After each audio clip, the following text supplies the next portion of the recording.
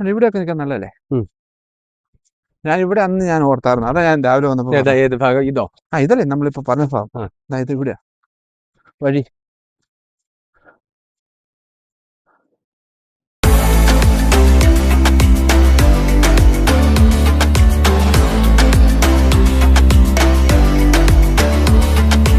Hello, നമസ്കാരം. Farmers front YouTube ചാനലിന്റെ പുതിയൊരു വീഡിയോയിലേക്ക് എല്ലാവർക്കും സ്വാഗതം. ഇന്നൊരു വ്യത്യസ്തമായിട്ടുള്ള വീഡിയോ ആയിട്ടാണ് നമ്മൾ വന്നിരിക്കുന്നത്. പതിവില് ഉപരിയായിട്ട് നമ്മൾ ഇന്ന് വന്നിരിക്കുന്നത് വണ്ടമേട് പഞ്ചായത്തിലെ രാജാക്കണ്ടം എന്ന് പറയുന്ന പ്രദേശത്തില് നമ്മുടെ കൂടത്തില് ഇപ്പൊ അല്ലെങ്കിൽ നമ്മൾ കൺസൾട്ട് ചെയ്യാൻ തുടങ്ങിയിട്ട് ഒരു 1-2 വർഷത്തിന് മേളിലായിട്ടുണ്ട്. അപ്പം ജോമേശ്വരന്റെ അടുത്താണ് വന്നിരിക്കുന്നത്. ജോമേശ്വരടാ, നമസ്കാരം. നമസ്കാരം. അപ്പം ജോമേശ്വരനെ കുറിച്ച് എന്താണ് അഭിപ്രായം? ചെടി എങ്ങനെയാണ് നിൽക്കുന്നത് നിലവിലെ? ഇപ്പം കുഴപ്പമില്ല, ആവറേജ് നന്നായിട്ട് ചെടി നിപ്പുണ്ട്. ഓക്കെ. 1-2 മഞ്ഞപ്പിഞ്ചുകളൊക്കെ പൊഴിയുന്നുണ്ടെങ്കിലും മഞ്ഞപ്പിഞ്ച് പൊഴിയുന്നുണ്ട്. അത് കാലാവസ്ഥ. ഇപ്പൊ ഈ അവസാനമാണ്, തുടക്കത്തിൽ കായ നന്നായിട്ട് പിടിക്കുന്നുണ്ടായിരുന്നു. ഇപ്പം കുറച്ച് ഈ ലാസ്റ്റ് മഴ പെയ്ത് കഴിഞ്ഞപ്പോഴത്തേനും ഓരോ മഞ്ഞപ്പിഞ്ച് പൊഴിയുന്നുണ്ട്. അതെ. ഓവറോൾ ചെടി നന്നായിട്ടാണ് നിൽക്കുന്നത്. ഇപ്പം നിലവിൽ ജോമേശ്വരൻ ഹാപ്പിയാണോ? ഹാപ്പിയാണ്. ഓക്കെ. അപ്പം നമ്മളിപ്പോ നമുക്കറിയാം, ഒരു 3-4 മാസം മുമ്പ് വരെ ചെടി വളരെ ഡൗൺ ആയിരുന്നു. അപ്പൊ നമ്മൾ പ്രോപ്പറായിട്ട് ചെയ്യാൻ പറ്റാത്തതിന്റെയും കാലാവസ്ഥയുടെ ചില പ്രശ്നങ്ങൾ കാരണം ചെടി ഇച്ചിരി മോശമായിരുന്നു. അപ്പൊ നമ്മൾ ഇവിടെ ചെയ്യുന്നതിന്റെ ഒരു പ്രത്യേകത എന്താണെന്ന് ചോദിച്ചാൽ, നമ്മൾ കറക്റ്റ് സമയത്ത് മരുന്നടിക്കാറുണ്ട് അല്ലേ? 18 ദിവസം 20 ദിവസം കൊണ്ട് മടിക്കാറുണ്ട്. നമ്മൾ ലാസ്റ്റ് ഒരു 4 മാസത്തെ ഹിസ്റ്ററി എടുത്താൽ തന്നെ ഒരു 20 ദിവസത്തിന് മുമ്പായിട്ട് മരുന്നടിക്കാറുണ്ട്. നമ്മളൊരു മിനിമം ഡോസിൽ മരുന്ന് മാത്രമാണ് സ്പ്രേ ചെയ്യുന്ന സമയത്ത് മരുന്ന് തന്നെയാണ് നമ്മൾ ചെയ്തുകൊണ്ടിരിക്കുന്നത്. പിന്നെ നമ്മൾ ചെയ്ത് വെച്ചാൽ ലാസ്റ്റ് ആയിട്ട് ചെയ്ത് മരുന്ന് കൊടുത്തു. അതിന് മുമ്പായിട്ട് ഒരു ഫോളിയാർ കൊടുത്തു അല്ലേ? കാൽസ്യം, ബോറോൺ എല്ലാം കൂടെ ചേർത്ത് ഒരു ഫോളിയാർ കൊടുത്തു. പിന്നെ നമ്മൾ ചെയ്തത് മാർച്ച് മാസത്തിൽ വെയിൽ സമയത്ത് ഒരു കൺസോർഷ്യം കൊടുത്തു. അതിനോട് ട്രൈക്കോഡർമി ഉണ്ടായിരുന്നു, ആംബിൾ റൂട്ട്സ് ഉണ്ടായിരുന്നു, റൂട്ടാൻസ് ഉണ്ടായിരുന്നു, ശരി, വാം ഉണ്ടായിരുന്നു. അപ്പൊ അത് ചെയ്ത പിന്നെയാണ് ചെടി പെട്ടെന്ന് ഒരു ഗ്രോത്തിലേക്ക് വന്നത്. ഇപ്പൊ നിലവിൽ ഇപ്പോഴത്തെ ഒരു കണ്ടീഷൻ നോക്കി കഴിഞ്ഞാൽ, ഇപ്പൊ നമ്മൾ ഇതുണ്ടോ, ഇപ്പൊ നമുക്ക് നോക്കിയാൽ തന്നെ അറിയാം. അപ്പൊ ഈ ചെടിയിൽ നമ്മൾ ലാസ്റ്റ് ചെയ്താക്കുന്നത് കുമ്മായവും ബോറോണും കോപ്പറോട് ചേർത്താണ് അല്ലെ? 25 ഗ്രാം ബോറോണ്, അതുപോലെ തന്നെ 50 ഗ്രാം കോപ്പർ, അതിന്റെ കൂട്ടത്തിൽ 2 കിലോ ലൈം കൂടെ ചേർത്ത്. അപ്പൊ ചെയ്ത് കഴിഞ്ഞപ്പോൾ എന്തായിരുന്നു ചേട്ടന്റെ അവസ്ഥ? ചേട്ടൻ ടെൻഷൻ ഉണ്ടായിരുന്നു ഇങ്ങനെ ഒരു കോമ്പിനേഷൻ ഒക്കെ? ആദ്യമായിട്ടാണ് ഞാൻ ചെയ്യുന്നത്. പക്ഷെ ചെയ്ത് കഴിഞ്ഞിട്ട് ബെറ്റർ ആയിട്ട് തോന്നി. കുഴപ്പങ്ങളൊന്നും വന്നില്ല. ഇതിന് മുന്നേ ഞാൻ ഒരു പ്രാവശ്യം കുമ്മായം ചെയ്ത് കഴിഞ്ഞിട്ട് വെയിൽ വന്ന സമയത്ത് ചെടി ഇച്ചിരി ഡൗൺ ആയിരുന്നു. അപ്പോഴല്ല, 2 വർഷം മുമ്പേ. ഈ വർഷം അങ്ങനെ ഒരു കുഴപ്പം വന്നില്ല. ഈ ഒരു കോമ്പിനേഷൻ പറ്റി ചെറിയൊരു ആദ്യം ഉണ്ടായിരുന്നോ? അങ്ങനെ ആദ്യം അത് സാധാരണ ചെയ്യുന്നത് കുമ്മായവും സൾഫറും കൂടി അല്ലേ. അപ്പം ഒരെണ്ണം ആൽക്കലൈനും ഒരെണ്ണം അസിഡിക്കും ആയതുകൊണ്ട് ഒരു കൺഫ്യൂഷൻ ഉണ്ടായിരുന്നു. പക്ഷെ എല്ലാരും ചെയ്യുന്നു, നമ്മളും ചെയ്യുന്നു. അതില് പറഞ്ഞു, ഇതിങ്ങനെ ഒന്ന് ചെയ്ത് നോക്കിയേട്ടാ, നല്ലതായിരിക്കും. അപ്പൊ പിന്നെ അത് ചെയ്തു. അപ്പൊ നമ്മൾ ചെയ്ത് പിന്നെ ഒരു കായം കൂടെ പിടിച്ചിട്ടുണ്ട് അതിലെ എന്തോ. അപ്പം തട്ടമറിച്ചിലുണ്ട്. തട്ടയുടെ കിഴങ്ങ് ചീഞ്ഞിട്ട് താഴെ പോകുന്ന പോലെ. അത് എല്ലായിടത്തും ഇല്ലല്ലോ, തോട്ടത്തിന് പല അവിടെ ഇവിടങ്ങളിലൊക്കെ ആയിട്ടുണ്ട്. അവിടെ ഇവിടെയാണ്. അതായത് ഇപ്പൊ ഈ സമയത്തെ അപ്പൊ ഈ തട്ടമറിച്ചിൽ ഉണ്ടാകുന്ന ഒരു കാര്യം എന്താണെന്ന് വെച്ചാൽ, ഇപ്പൊ നമുക്ക് 2 തരത്തിലുള്ള തട്ടമറിച്ചിലുള്ളത്. ഒന്ന് റൈസറ്റോണിയ, അതുപോലെ തന്നെ പിത്തിയം.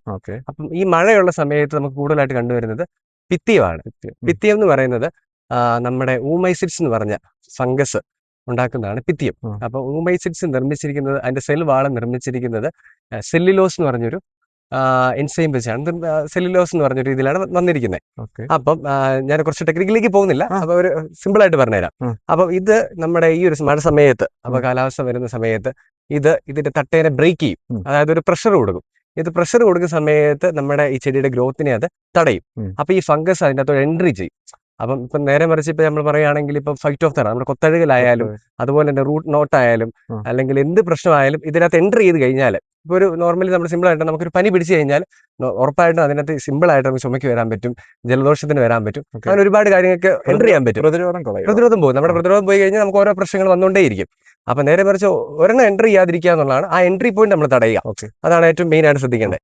അപ്പൊ നമ്മളിപ്പോ പറഞ്ഞു, ഇപ്പം മഴ വരുന്ന സമയത്ത് ഇപ്പൊ എന്താക്കിയാണെന്ന് പറഞ്ഞാലും നമുക്കിപ്പോ കാലാവസ്ഥ മാറി കഴിഞ്ഞാൽ, ഇന്നലെ മഴ നനഞ്ഞു ഞാൻ. അപ്പൊ മഴ നനഞ്ഞപ്പോഴത്തേക്ക് ഇന്ന് എനിക്ക് ചെറിയൊരു പനിക്കോള് പോലെ വന്നു.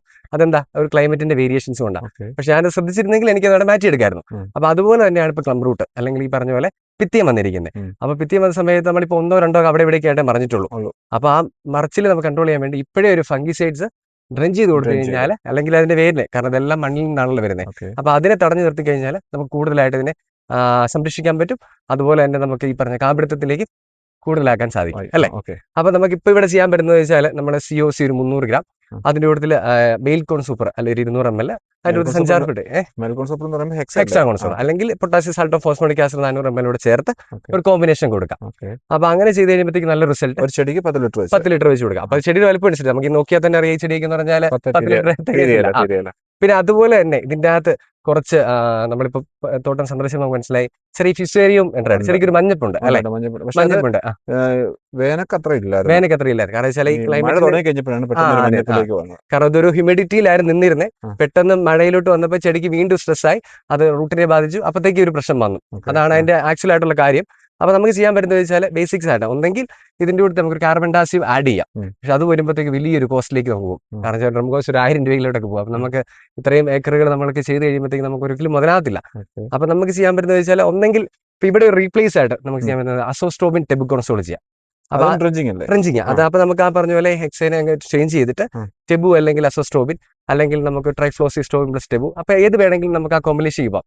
കാരണം നമ്മളെപ്പോഴും ചെയ്യുന്ന പോലെ തന്നെ ഈ തോട്ടത്തിൽ നമ്മൾ എന്ത് കാര്യങ്ങൾ ചെയ്താലും ആദ്യം ഈ പറഞ്ഞ പോലെ പ്രോബ്ലം നമ്മൾ ഐഡന്റിഫൈ ചെയ്യും. അതിനുശേഷം എന്താണ് അതിന്റെ സൊല്യൂഷൻസ് ഉള്ളതിന് നമ്മൾ അതിന്റെ ഡ്രം കോസ്റ്റോടെ കമ്പയർ ചെയ്തിട്ടാണ് നമ്മളൊരു ഫൈനലായിട്ട് വരുന്നത്.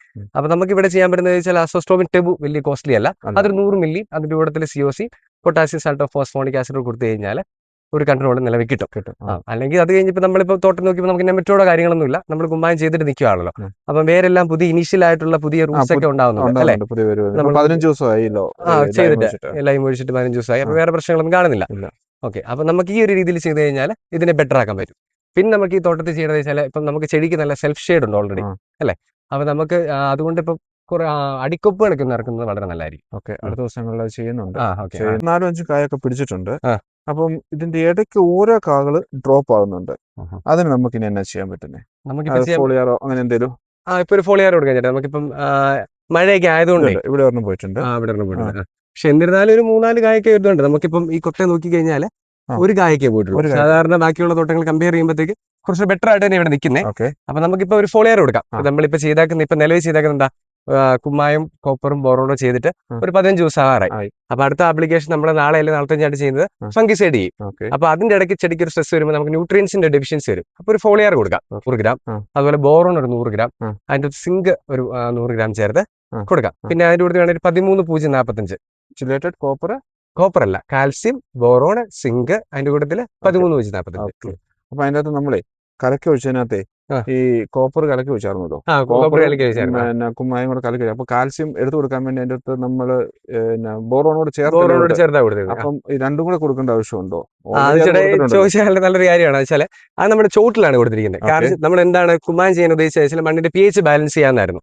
അപ്പൊ മണ്ണിന്റെ pH ബാലൻസ് ചെയ്യുന്ന സമയത്ത് നമ്മൾ ബോറോണോട് ആഡ് ചെയ്തപ്പോഴത്തേക്ക് ചെടിക്ക് കുറച്ച് അബ്സോർവ് ചെയ്യാൻ വേണ്ടിയാണ്. കാരണം കാൽസ്യം എന്ന് പറയുന്ന ന്യൂട്രിയന്റ് ഇമ്മൊബൈൽ ആയിട്ടുള്ള ന്യൂട്രിയന്റ് ആണ്. അപ്പൊ ബോറോൺ ചെല്ലുമ്പോൾ അതിനെ ചെടി വലിച്ചെടുക്കുന്നതുകൊണ്ടാണ് നമ്മൾ ബോറോണോട് ചേർത്ത് കൊടുത്തത്, ചെറിയ പെർസെന്റേജ് 25 ഗ്രാം.